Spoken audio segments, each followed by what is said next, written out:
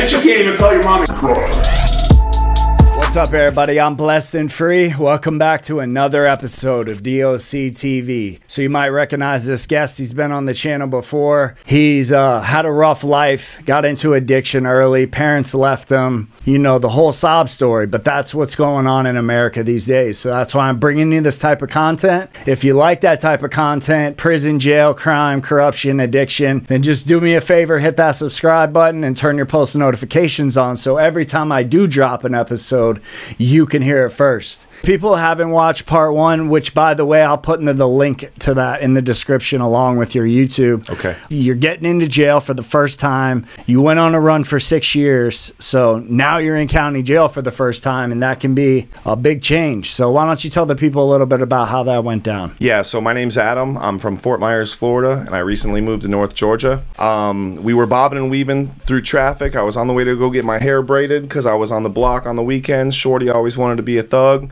And we were pitching packs. I was getting broke off by the amount of packs that I pitched, and it just led to incarceration. In withdrawal, how long did that last, you know, before you finally like realized and like, okay, now I'm becoming the real Adam?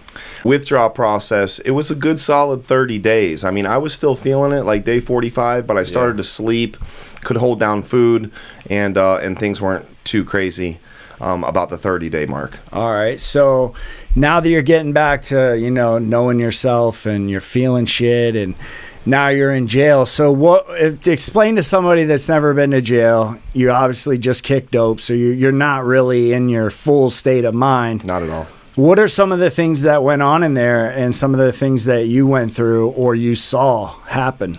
Mad hallucinations. So when I was coming off the withdrawal, it was like some crazy hallucinations. Shadow officers? Yeah, man, like all of it, bro. Like I'd be in a bunch of crazy stuff, like little specks of light and just hearing things, and then like insomnia, serious insomnia. Yeah. Because everybody was in slides and everybody was taking a piss 50 million times a night, and then the toilets were flushing, sounds like jets, so it's clack, clack, clack, clack, whoosh. Clack, clack, clack, clack, clack, whoosh. Yeah, man, and I just did not sleep, bro. I remember like the first, say, 8 days, I was writing myself letters, right? And I was like, bro, you've been awake for, you've had 2 hours worth of sleep. Damn. You feel like dying. What did you do to yourself? Like I was writing myself in the third person. You were journaling your insanity. Yeah, man, and I actually sent all my letters home. Oh, so they, what, wanted to then Baker Act you? Nah, they never got to him. I never got to see him because the chick I was messing with went back out there and was running and gunning. She probably read him to her new boyfriend. Yeah, pretty much. Yeah. That's how they do it. And that was a wrap kind of thing, right? So when you're in jail, like, how are the gangs going? Is there that? You went to Lee County Jail, correct? Lee County, yeah. All right. So is that predominantly blacks, Hispanic, white? Like, how is it set up in that county jail? I mean, it was mostly white. All right. You know, I would say a substantial percentage of us were of Caucasian ethnicity. Okay. You know, I mean, it was still mixed in. We were a bunch of different ethnic backgrounds, but it was a good chunk white boys. Did the white boys embrace you when you came in, or how did all that go? Oh, man, everybody's like in their lane. Like I was so focused on trying to get through what I had just put myself in. Like I had tunnel vision. Like everybody's like, come on, bro. Fuck with me, bro. Let's play spades. Let's trade honey buns. And I was like, dude, wham whams. Yeah, dude. And I was just like stuck in reading. I was stuck in like books. I started reading more books than I'd ever read before in my whole entire life. And there was still a bunch of dumbasses out there doing stupid stuff. I mean, I seen a bunch of different fights, a bunch of different people getting sprayed.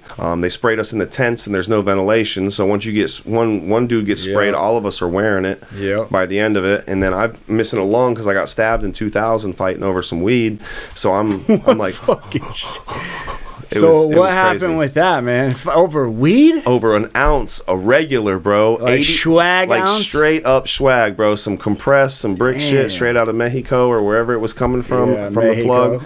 Yeah, man. So we were out in them streets. I want to say about 16 at this time, and dude got my homeboy for an ounce, which was only $80 back in the day, and I had heard about it. It had happened in my neighborhood, and I was very territorial. I needed a piece because it was only 2 blocks, right, that made up this whole entire neighborhood, and I conducted most of the business on that, other than like the OGs that were in their 20s and 30s at the time. So we just came by, we're like, give me the money, dog. give me the weed, bro. And he didn't want nothing. So we had this dude named Moose. Dude's like 35 at the time. He's like 6'6", 350. Beast. Moose just went in there, gangbusters. Boom, went straight through the door, and we just started yanking people. So I put old boy down in the headlock. He reached out of the back of his right pocket, and he hit me with a deer skinning knife, a buck knife. So I remember I took the hit, right? And I went, and I looked, blood squirted out between this is where he hit me at.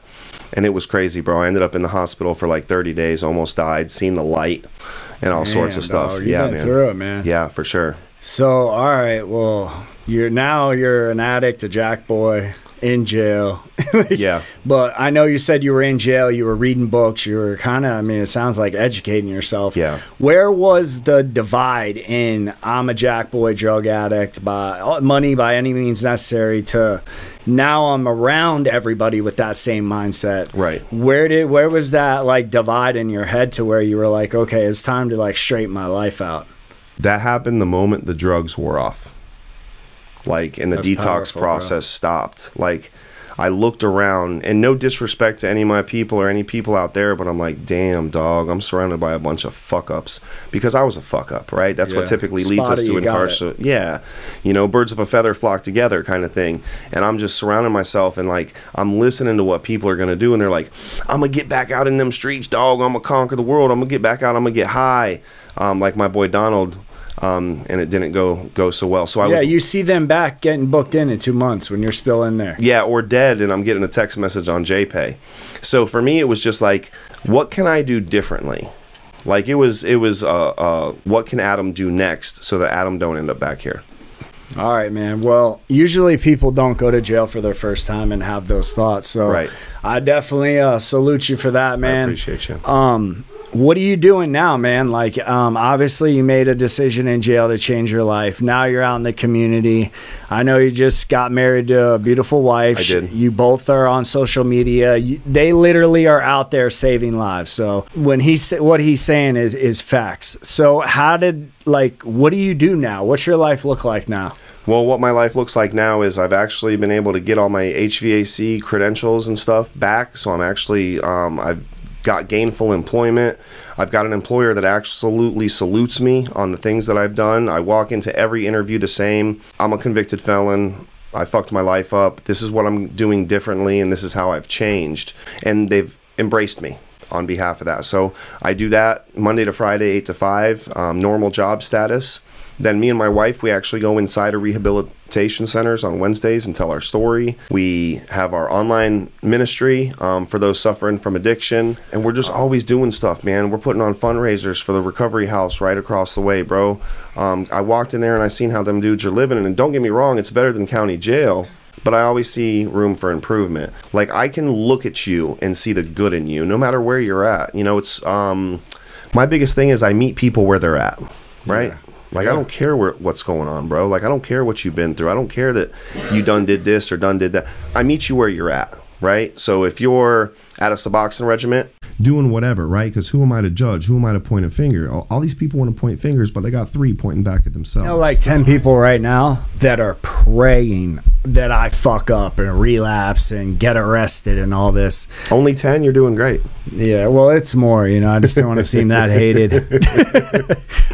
So for anybody that doesn't know, when I say recovery community, I mean people that are drug addicts that are trying to stay clean and sober. You obviously are from Fort Myers. You live there. You just moved to Georgia. In Fort Myers, what's the recovery look like there? Oh, man, there's not a lot of options for different programs.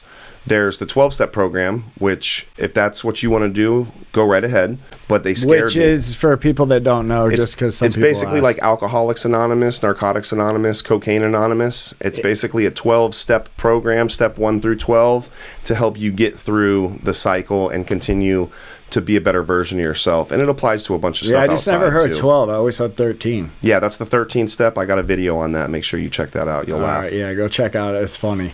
All right, so, but as far as the 12 steps, basically the steps are designed to take a look at your inner self, figure out why you feel the way you do, make amends for it, and then 1 through 12, slowly through doing that process, leads you to God.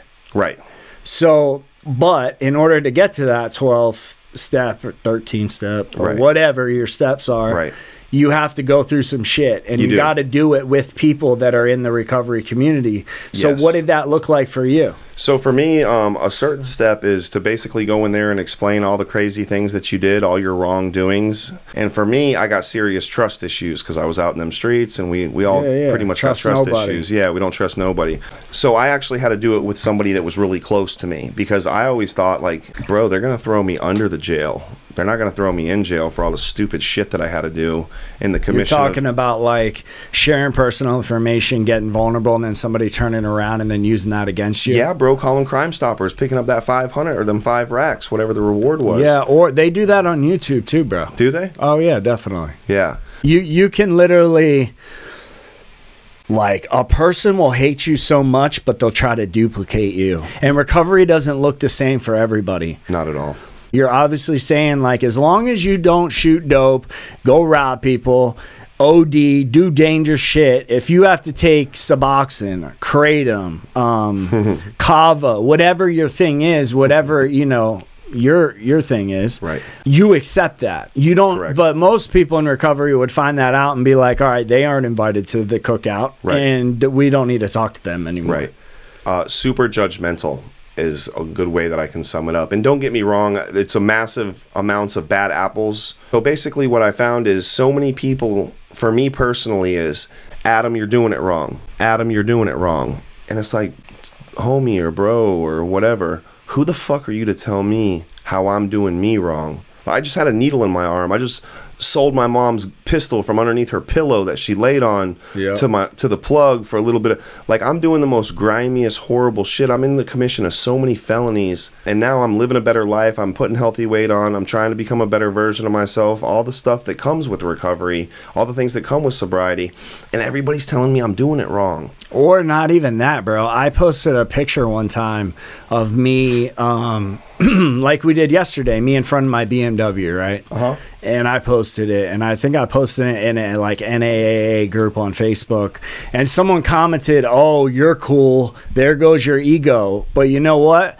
They didn't ride with me from CFRC to fucking Gulf CI and fight for my life for fucking 2 years in a white van, black boxed, and not had a fucking thing to my name. Right. So it's almost like they like, well, you don't need to get nice shit. Like, you need to drive a 1989 Ford Ranger. You need to go smoke 3 packs of cigarettes, sit out back, drink coffee, and talk about who he's gonna relapse. She definitely is. That's the shit that drives me away from the recovery community. Did that happen to you when you were in Fort Myers? Yeah. So what you're basically talking about is people taking other people's inventory. So one of the steps is do your own inventory. See what you did wrong. How can you correct it? What's different? What can we do to go about to change it? But like you said, people will be sitting, oh, well, he's not doing it right. He's going to fail. Bro, do you know how many times? Do you know how many times in the recovery community in Southwest Florida, in East Fort Myers specifically, I was told, Adam, you're doing it wrong. You're going to fail. You're setting your goals too high. You're going to relapse. You're trying to get up here. You're going to land here, and you're going to mess it all up. Oh, this dude's like in a minivan living in a trailer down by the river. No disrespect to minivans, trailers, or rivers, but damn, dog, I ain't trying to be like that. Like, I want a stock portfolio and to be able to take care of my children's children and to leave a legacy. You know, like they always say, do you know your grandpa's name? Probably not, because he didn't leave a legacy. I want my kids' to remember Adam, because he went out there and he changed the world, bro. I can't save nobody. I can only save myself. I can only meet people where they're at and lead by example. So that's the mission I'm on. So if somebody's watching this, man, that's, you know, 2 days clean, still shooting up, still snorting shit, still doing bad shit, what would you tell them, man, like to give some inspiration, which you've already done through this interview, but you've been in that spot. So what would you have told yourself back when you were 14 copping zips and shit? Go ahead and just talk into the camera and tell them what you would say. That one's super simple. If I was talking to myself, I would have said, Adam, the pain to change must outweigh the pain that it takes to remain the same. Let me say it one more time right quick. The pain to change must outweigh the pain that it takes to remain the same. It's easy to keep copping. It's easy to be in them streets. It's not really easy copping $20 trying to get high every day while you mobbing and trying to figure out fucked up ways to acquire it. But man, your desire has to be bigger than what you're going through. Your why. You have to find your purpose. And a lot of people don't know what their purpose is.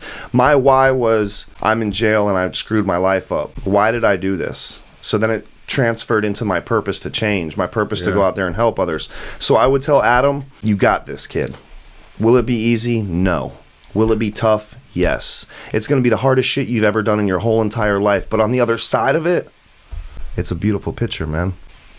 I don't think I could say anything else to that, man. I appreciate you coming on the channel, man, making the drive. No doubt. We appreciate definitely gonna kick off. I'm gonna be helping him with some editing stuff. His content's gonna get a lot better. So if you fuck with me, man, fuck with this dude. You can tell by watching this interview, he's got a good heart. That's what I'm producing on this channel. That's what I want you guys to see. I know there's still people out there struggling, but y'all can make it. I struggle, and I seem to be making it. So I know you can. You can follow me at #ThisDudeCrazy on anything. Google #ThisDudeCrazy and you'll see what I'm about real quick. Yeah. You already know what it is. It's DOC TV and IFI, and we out.